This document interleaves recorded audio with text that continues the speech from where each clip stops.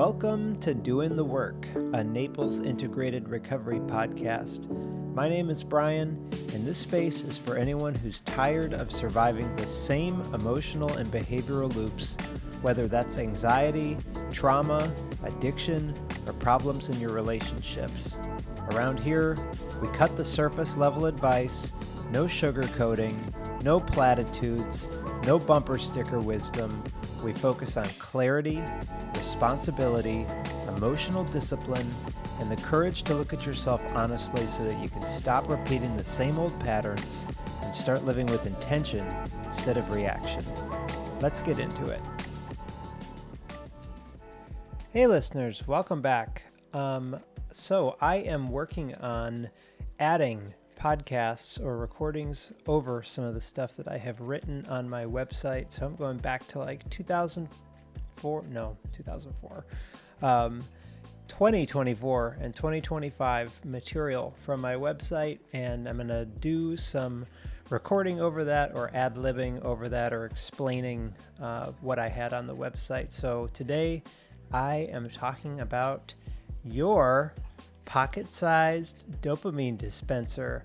You don't need a research study to see it. Just go out to Chili's for dinner and you will find a family of four around the table. Dad is on his phone switching between Outlook and Bank of America, checking the accounts.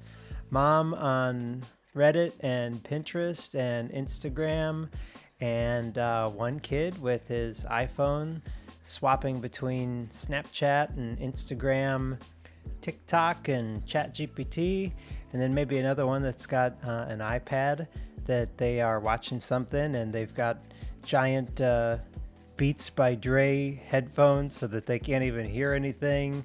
Probably somebody else has AirPods in. So everybody is just kind of half eating, half scrolling, and nobody's fighting. I guess that's good. Nobody's making a scene. Nobody's doing anything dramatic. No police getting called here. But this is what is actually worse, is that this is what society looks like, that this is what we think is normal. A family is physically together and psychologically scattered across four separate worlds. Four bodies at one table, four private feeds, four nervous systems being regulated by a glass rectangle. Server comes over and everybody kind of briefly interrupts, what they're doing, and then right back to it again. And if you think about this, you see it everywhere. Waiting rooms, airports, grocery lines, at a red light, beaches, restaurants, school pickup, living rooms, couples sitting on the same couch, not connected with each other. Each one has maybe an AirPod in. Parents pushing a stroller while looking down at their phone. Kids with a tablet before they can even tie their shoes. Now, if you were to go back to like 2006 and say that this is what society would look like in 2026, you'd shake your head, right? And every once in a while, I meet somebody who breaks this spell. I have one friend that I can think of that I have said something like, "Oh, I sent you something on Instagram," or "Hey, get a picture of that." And then they answer with, "Oh, I left my phone in the car." And not like, "Hey man, open the car doors, I need to get my phone," but more like, "Oh, it wasn't even a thought. I don't need that thing. I have been without it for the last 6 hours, and it's not even a thought. I'm here with people that I actually enjoy. I don't need my phone." And when that happens, my brain short circuits. What do you mean you left it in the car on purpose? Like, you're just kind of raw dogging reality. You don't need to check it. You don't need to see if somebody texted you, or you don't need to fill this silence. You don't need to do a podcast or a video or a fantasy football or an email or TikTok or anything like that for the 30 seconds of silence between us. And that reaction tells us, because the weird person in that moment is probably the healthier one. Most of us carry a pocket-sized dopamine dispenser and act like it is a normal extension of our body or a appendage we reach before we even think. We are checking before we even know what we're checking for. If you've ever done a dopamine detox with your phone, there is a time that I can think I deleted all of the social media apps as like a little reset for myself, and I found myself mindlessly opening my phone and clicking on the screen where Facebook and Instagram used to be, like autopilot. This is a sick brain, okay? And most of the time, we are checking for what? Something that moves us out of boredom, something that interrupts discomfort, makes us feel wanted, informed, distracted, entertained, maybe a little bit horny senior, outraged, productive, included, or briefly less alone. And that's the part that I think I care about the most clinically, because in my office, I work with a lot of addiction. I get a lot of people who have an alcohol problem or aren't really ready to change their relationship with alcohol, or substances, porn, sex, gambling, compulsive relationships. They jump from one partner to the next with absolutely zero reset, control, avoidance, emotional dependence. All of these are addictions, whether people want to use that word or not. And all of these are also ways that people learn to leave themselves. Underneath most of these patterns, we are looking at a dopamine addiction. And the phone is one of the cleanest examples. I wish I could say that I am exempt. I probably do better than I did a year ago, but not as well as I would think. So I'm not sharing any of this from a hilltop, okay? A lot of people won't call this an addiction. But if I was going to look at DSM boxes, it might fit some of the criteria with like loss of control or compulsive checking, irritability if you are blocked or removed from a platform, mood shifts based on how much you can access it, sleep disruption, fractured attention, avoiding real life tasks, shame afterward, and even worse, a shrinking ability to tolerate quiet. I'm going to weave in some information from a great resource or book, and this hits kids the hardest because kids are still developing. So I'm going to pull some information from a book called The Great Rewiring, but it is all about how kids are still learning and they are affected by presence or lack of boredom, friendship, conflict, repair, identity, sexuality, and belonging. And a device that is designed for stimulation nonstop has somehow now landed in the middle of this developmental window. And so this isn't just about kids, because adults are living it too. We can't wait in line or sit at a red light or watch a show without a second screen. Can't go to bed without one last check. Can't sit with feeling alone for a moment without uncertainty or boredom, anger, or desire looking for a quick exit. So phones are rewiring childhood, but they're also training adults how to escape ordinary life, and they make silence feel threatening. So this episode is about that dopamine dispenser and what part of your life you have stopped being able to sit with. Let's talk about how we got here, because in my teen years, we had flip phones that did not have full keyboards. So we had the T9 text. If you wanted to send a text message to somebody, you'd have to push like the 4 button 3 times to get the certain letter that you were looking for, the same way that an old dial pad had. Probably half the listeners don't even know what I'm talking about with T9 text.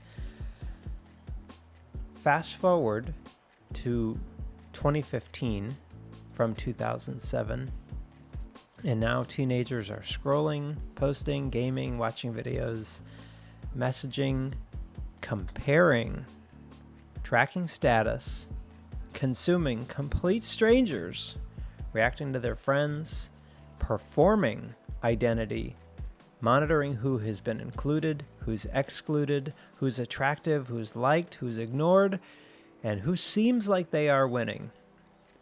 Social psychologist Jonathan Haidt calls this the Great Rewiring.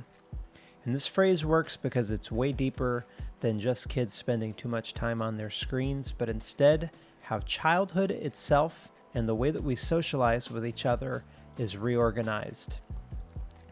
Attention changed, friendship changed, sleep, boredom, status, privacy, sexual exposure, emotional pain, and the way that children learn changed.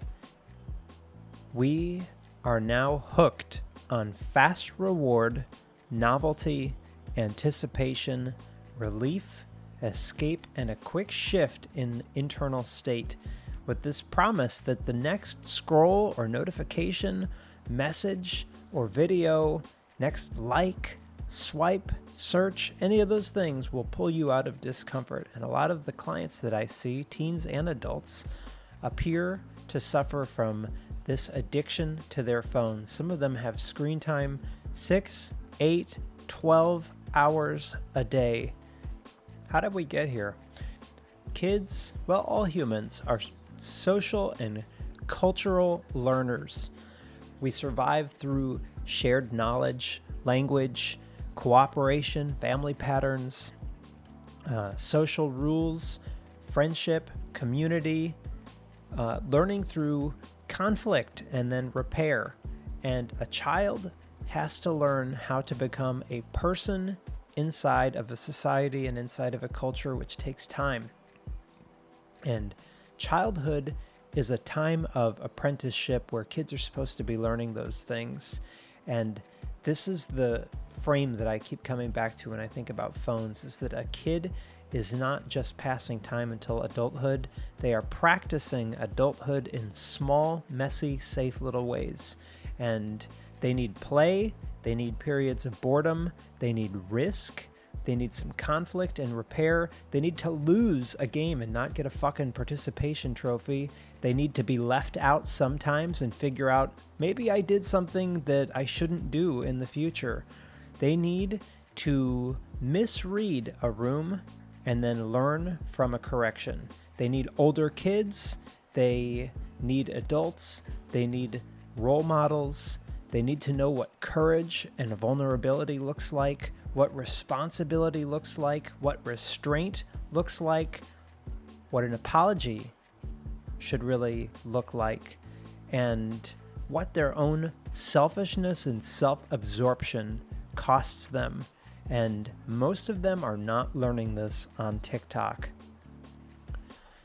These are the ways that a human being becomes competent, but a phone-based developmental time of adolescence and childhood interrupts that apprenticeship by replacing lived experiences with managed stimulation, because a kid can be occupied all day on a screen and then underdeveloped in the exact capacities that life requires later. Now, I don't work with a ton of kids anymore now that I'm in private practice, but I can tell you that one pattern that I saw with nearly all the kids I worked with was feel awkward? Scroll. Bored? Scroll. Feel lonely? Check. Feel rejected? Search for proof online. Feel uncertain? Ask Quora or Reddit. Feel restless? Play a game. Feel empty? Watch a YouTube video. Socially unsafe? See what everybody else is doing. And over time, kids practice less in real life, and they are living through screens. But development requires real friction and sitting in uncomfortable moments. And addiction removes that friction, the exact moment that friction is supposed to be teaching them to do something different. So Haidt describes in The Great Rewiring, or maybe it was The Anxious Generation, I can't remember. The book is The Anxious Generation, and he is describing the Great Rewiring. That's what it is. But he discusses how mammals, even, non-humans, build competence through play. So young mammals learn through play. Kittens pounce on each other, puppies wrestle with each other. Sometimes they bite each other, and then one yelps and then corrects the other one, and then you learn ooh, that's biting too hard, right? Kids run, they chase, hide, tease each other, joke, make and break rules, get mad at each other, come back, and they learn how to negotiate how to be part of a group. That is what childhood is supposed to be. And free play means that kids choose and direct activity by themselves. The play exists for its own sake. The stakes are low enough that they can make mistakes and have enough risk that they actually learn something. A kid can lose, fall down, be embarrassed in front of their peers, be excluded. They can apologize and try again and re-enter. All of this is emotion regulation training, conflict resolution training, frustration tolerance training, and social timing training. And you don't learn any of that if you get ticked off at somebody on the internet and then you just block them. Okay? You can't just ghost your boss because you didn't like their tone. And this next generation is absolutely fucked because they have been rewired by their phones to think that this is reality. You don't become resilient by listening to a TED Talk on resilience. As much as I wish that I could impact all of the listeners that you hear me say something once on Doing the Work podcast and then your life is profoundly changed, we all know it doesn't work that way, okay? A child becomes resilient through repeated contact with manageable difficulty.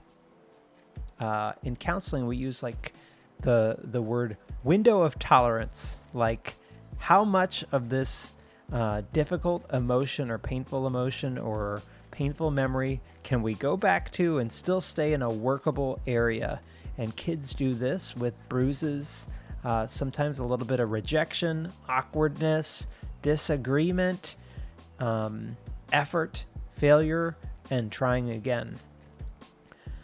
Adult-led lessons can give information, but play shapes the nervous system, and this is where the phone creates a developmental trade, because phone life gives stimulation without requiring any practice. You can sit alone and feel busy. A teenager can be socially connected. I've got clients that have got 70,000 followers and no friends in real life. Okay? This avoids the real-time demand of a real friendship. Young adults can spend hours interacting online and in person, absolutely starved of what a real connection looks like. A phone-based childhood that is being shaped by algorithms trains a different pattern. Don't like that guy? Block him. Sick of looking at this app? Go ahead, close it. Open a different one. Avoidance is easy. Substitution is easy. And these kids are going to learn you cannot just swap through partners and friends and stuff like that when there is a rupture. That's the developmental cost. The phone does not have to show something obviously harmful. God, what was that really messed up video that was so viral? 2 girls, 1 cup, okay? You don't need to see 2 girls, 1 cup to interfere with development. All it has to take is boredom and nonstop screen time. Something that pulls you away from the motivation to go outside, call a friend, sit with discomfort, wander, move, build, risk, repair, or create something that demands effort. And a smartphone can open your eyes to one world while blocking the world that's right in front of you. So Haidt uses this phrase, experience blocker, because a phone gives a kid endless access to content while reducing access to the developmental experiences that the brain actually needs and expects. It's like giving a toddler videos about watching, but then reducing the time that's actually available for them to practice walking. So this is not just about adolescents either. Adults do the same thing with discomfort. We are sitting in a doctor's office waiting room and we can't wait. We are on the phone. We wake up and reach. Gosh, I am guilty of this, that I wake up and the first freaking thing I do is check my phone and check my email. Or, God forbid, check my socials. We feel an uncomfortable emotion and immediately want to shift it to something else. And it might not even be like comparison to other people online. It could just be immediately to music or a podcast or texting somebody or putting a video on in the background. Anything except contact with what's going on inside of us, and that is the addiction pattern. And if you are a person who is still developing, this pattern becomes part of the foundation. In real life, free play between kids, it's messy, maybe there's a little bit of bullying, it's immediate, it's alive, but social media turns these developing brains into comparison machines. They are watching bodies, faces, lifestyles, friendships, vacations, relationships, outrage, popularity metrics, and manufactured confidence. The mirror gets harsher. The room that they are actually sitting in is less interesting. And adolescents are supposed to care about belonging. That is part of the developmental task. They should be looking for signals like, am I accepted? Am I desirable? Am I respected? Am I weird? Am I safe? Do I have a place here?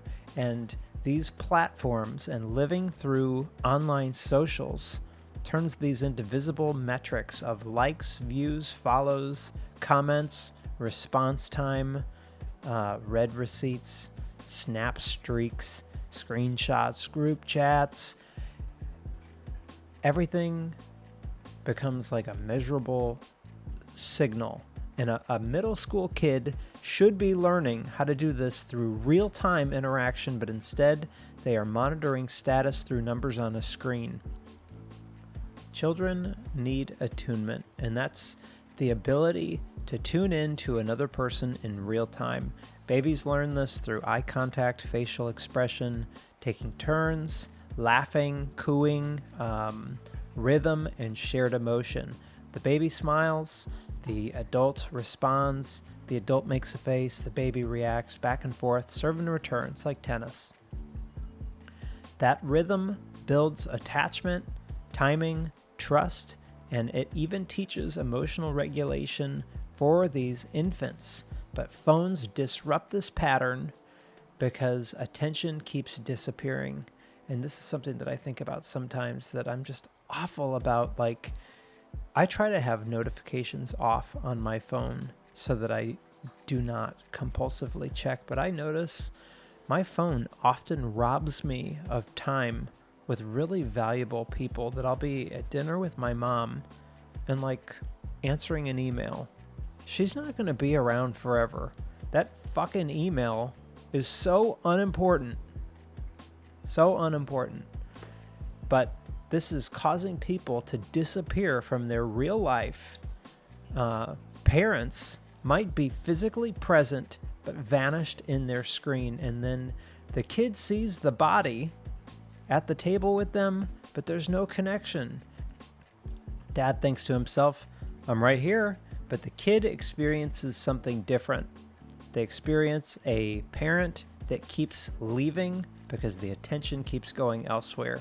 And as kids get older, attunement becomes more complex. They learn timing in conversation, joking with each other, roughhousing, group rituals, and friendship. They learn when to push, when to stop, when somebody else is hurt, if a joke landed badly, and then how to make a repair. Human beings do stuff in rhythm. Singing, dancing, marching, playing music, moving or listening to music together as a group. Probably few of you know how incredible it feels to be in the middle of a mosh pit at a Slayer concert while Kerry King is headbanging and fire is exploding behind him and the crowd is absolutely apeshit with excitement. Or maybe if Slayer isn't your thing, you've been at a Taylor Swift concert and y'all had your little glow wristbands syncing with each other while she was on the stage. That works too. Same thing. Social media offers a cheap substitute. Constant contact and relationally underfed. There was a Black Mirror episode that was exceptional, really highlights like how warped we are as people, that we are not truly actually interacting with each other in real time, but putting all of it online for likes, because the platform interaction is delayed. It's fragmented. Somebody posts, somebody reacts later. They watch without speaking. You know, something that kind of irks or irritates me is that, like, I'll put on content, podcasts, stuff like that, and people will tell me that they listened to it, they found it super helpful. Sometimes it's because it's like personal. They don't like it, or they don't interact with it, or they don't comment on it. And then I'm like, I don't even know if anybody ever even sees this stuff, right? Not that I do all of that for likes, but when there isn't interaction with it in that moment, how do I even know? Because I don't get to see people's facial expression or tone or posture or rhythm. I mean, like when I work with clients in the office, if I say something that doesn't land, I pause and I go, ooh, I could see that what I just said did not resonate for you, or that did not sit well for you. And sometimes it's because I need to reframe something, or other times it's because they didn't want to hear it or whatever. And I don't get to do that on a podcast, and I don't get to do that with a social media post. They just unfollow or block or whatever. And this isn't training us to have healthy relationships. Instead, the phones are teaching us to, well, maybe not teaching us, but the phones are interrupting us noticing bids for connection from people that actually matter to us. People sitting together at a dinner table, use that Chili's example or Applebee's or whatever I said at the beginning of the episode. They're all present and half present. This is like one of the strangest parts of modern life, is like overstimulated, under-attuned, connected all day, but not actually connected. And this shows up in my office all the time, that they have hundreds of daily interactions, messages, inboxes, group chats, all that stuff, but they don't feel seen by other people. And your nervous system knows the difference. A like is not a face, and a notification is not a real presence. Now, I'm still kind of learning about like algorithms. First of all, I don't really care. You're never going to see me. Well, never say never, right? On the Naples Integrated Recovery page, I get a lot of content of like therapists dancing and pretending and recording all these shorts. Like, oh, someone, a therapist sitting with somebody who sets a boundary, and like the therapist has their mouth wide open like, oh my God, you did that? Because they want like likes and attention, and look how human I am, look how real I am. Or, hey, I don't want to do my therapy notes, so here's me like dancing in my office. I don't know, like, this is the stuff that apparently gets algorithm attention. I don't understand it. I don't really post a lot of shorts and stuff on my Instagram content for the business, but something odd that I have seen is that I'll post something.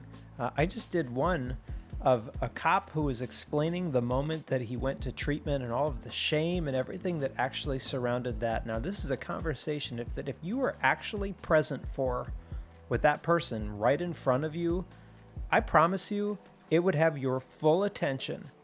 Full attention. It was such a profoundly moving story. And if I look at like the metrics for that, people watched that video for like 3 seconds and then swiped to something else. So, hope you're not actually gauging your life content and worth based on an algorithm. The algorithm rewards what captures attention in like 5 seconds. I give my partner a hard time about often I hear his content on his phone. It starts with screaming, so for a 40-year-old, like, I hate this, but every video it seems like that he is watching on his phone starts with teeny bopper girls screaming. This is probably something that grabs attention, right, for the algorithm. But growth rewards what actually builds capacity, which is probably why there's like 30 listeners to this show instead of thousands of people watching outrage videos.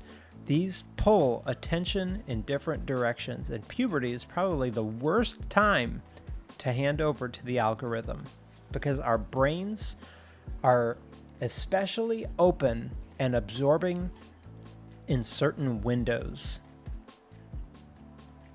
So kids are getting smartphones right as they are entering a very sensitive period, and instead of learning primarily through family, neighborhood, school, sports, faith communities, and face-to-face relationships, many are submerged in this algorithmic culture during the years when identity is the most impressionable.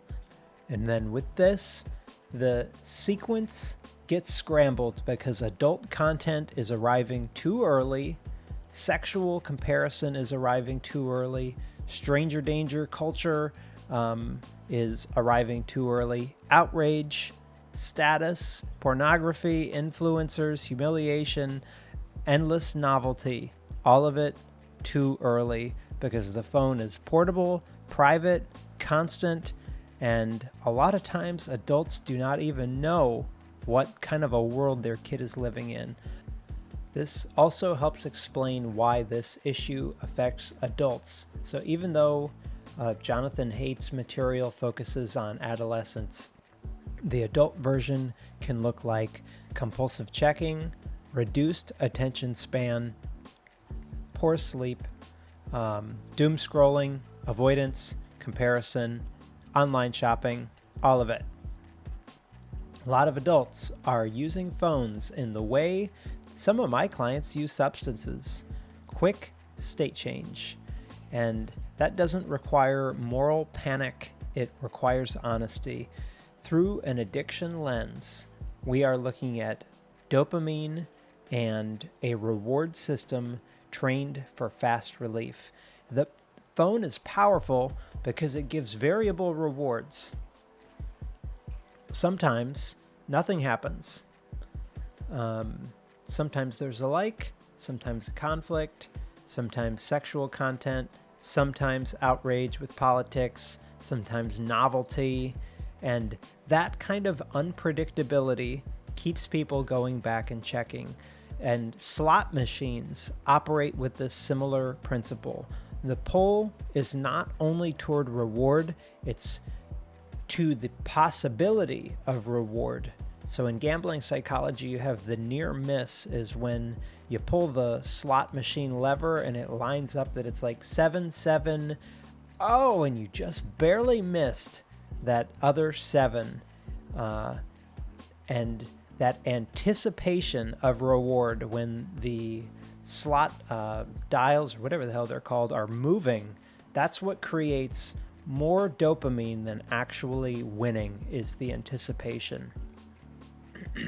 So I have an article on dopamine on the website. Maybe do a search on the Naples Integrated Recovery website if you are interested to learn more about that. I'm going to tie it back to an addiction lens, because just put the phone down fails the same way as just don't drink. This is not about rational choice. When we are looking at addiction, you're looking at a nervous system that has been trained and runs on autopilot. The hand reaches before the mind even decides. So I gave the example that when I had deleted Instagram and Facebook a couple of years ago, I found my finger just going to where it was on my phone without even thinking about it, clicking where it used to be, and then being like, oh my gosh, sick brain, right? Like, I don't even know why I opened it. Is the same as, I don't even know how I ended up at this bar, or I don't even know how I ended up smoking when I said I wasn't going to do it. That's the thing, is it becomes automatic. And for people in recovery, addiction often started as a relief, but then it becomes compulsion. It starts as a choice, and then it narrows in. It starts as pleasure, and then it becomes management. And phones, unlike smoking weed at the table or randomly doing a line while you're at Applebee's, your phone is socially acceptable. So people don't see how severe it can be, because no one is thinking twice about somebody looking at their phone 200 times in a day. No one is calling that a relapse if somebody spends a few hours bed rotting in a feed. No one stages an intervention when a parent is half present listening to their kid because they are reading work emails. At Naples Integrated Recovery, the point is not symptom reduction. The deeper work is building a life where you can tolerate reality, act with responsibility, repair your relationships, and stop outsourcing emotional regulation to whatever gives you immediate relief. And that applies here directly. Your phone is about a regulation issue. So, what are you reaching for when you're uncomfortable or when you are bored? Can you sit with a feeling long enough to try to understand it? Can you stay present with a person in front of you that you disagree with? Can you tolerate not feeling seen for 5 minutes? Can you handle silence?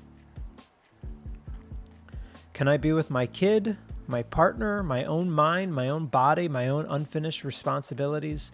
These questions apply to adolescents, parents, couples, people in addiction recovery, high-functioning professionals, or anybody that keeps saying that they want peace or they want to be happy, but instead you're just hijacking your nervous system all day with constant novelty.